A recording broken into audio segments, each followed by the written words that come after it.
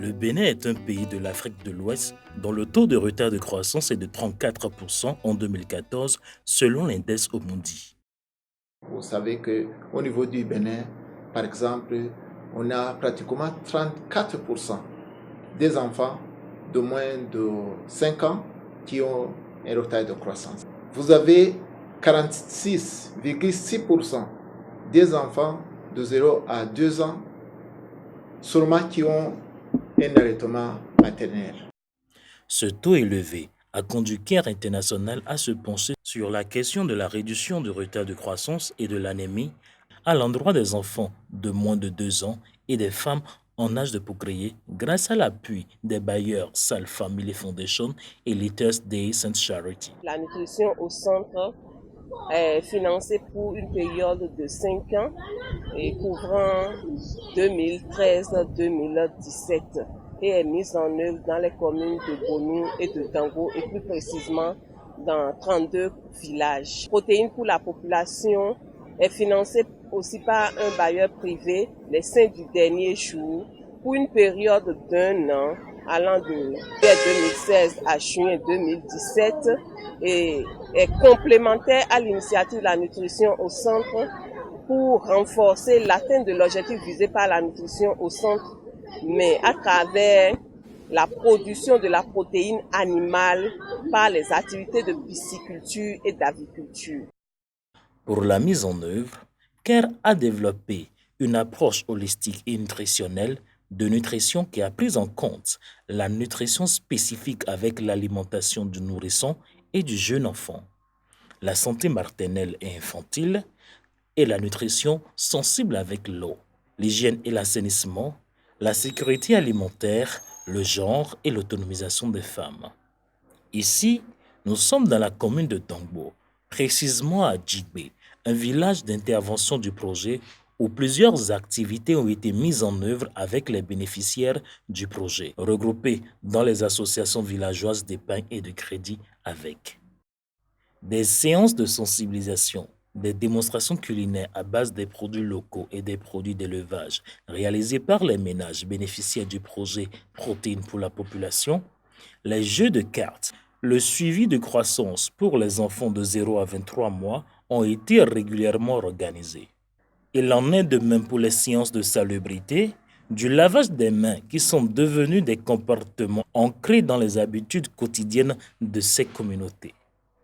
Par ailleurs, les jardins de cases et communautaires ont été réalisés pour renforcer la disponibilité, l'accessibilité et la consommation des produits maraîchers. En 2016, nous avons eu à distribuer des sujets, 3 femelles et 1 mâle, à des bénéficiaires sélectionnés. Ils ont commencé par les entretenir en assurant leur croissance par l'alimentation. Et c'est de cela que les sujets ont commencé par pondre des œufs. Et l'objectif, comme c'était accroître la consommation d'œufs et de protéines, et effectivement, les ménages ont commencé par consommer les œufs. Aussi, l'élevage de volailles, de poissons, de lapins et d'escargots a été développé pour accroître la production et la consommation au profit des enfants, des femmes enceintes et allaitantes. Pour faciliter le changement de comportement lié à ces pratiques, l'approche analyse sociale et action pour la sécurité alimentaire et nutritionnelle a été développée et a permis de lever certaines barrières sociales qui limitaient la consommation des œufs et de la viande chez les enfants et les femmes. Pour consolider ces bonnes pratiques et partager les expériences, une plateforme d'apprentissage a été mise en place pour renforcer la synergie d'action des acteurs étatiques et non étatiques autour des questions de nutrition pour l'atteinte de ces objectifs. La plateforme LPA, c'est une plateforme qui a été mise en place dans les activités de la nutrition au centre. La question que nous avions abordée par rapport à dans cette plateforme au niveau des 2 communes d'intervention, Bonou et Dangbo, c'est la question d'entéropathie environnementale. Les communautés ne savent pas que ça peut agir sur les aspects de croissance, ça peut créer un retard de croissance au niveau de leurs enfants. Ces réalisations ont été mises en œuvre par Care International Bénin Togo en partenariat avec les ONG Autre Vie et FADEC, ONG d'une part, les partenaires étatiques d'autre part, et enfin l'appui technique et stratégique de Care USA. Avec l'initiative La nutrition au centre, nous avons remarqué que Care Bénin Togo a installé dans nos villages des groupements que nous appelons AVEC. Donc, c'est des groupements qui sensibilisent les femmes enceintes sur des thématiques bien déterminées.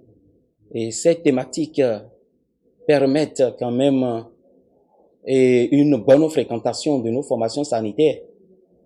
Nous sommes passés à un pourcentage de moins de 50% à près de 100% maintenant. Nous sommes très contents de l'appui donné par le projet P4P dans nos communautés pour augmenter la disponibilité et l'accès des protéines animales telles que les œufs, la viande et le poisson dans les repas de nos enfants et de nos femmes surtout. Ce projet nous a vraiment aidé à sauver les enfants de la malnutrition. Nous remercions les bailleurs et ceux qui ont mis en œuvre ce projet. Nous souhaitons que les interventions du genre se poursuivent dans notre localité et s'élargissent dans d'autres contrées. En associant l'initiative de P4P à l'approche holistique, la nutrition au centre, une amélioration tangible a été notée en ce qui concerne la prévalence du retard de croissance qui est passé de 33,8% à 29,8% chez les enfants de 6 à 36 mois après 4 ans de mise en œuvre de l'initiative nutrition au centre et de l'initiative P4P.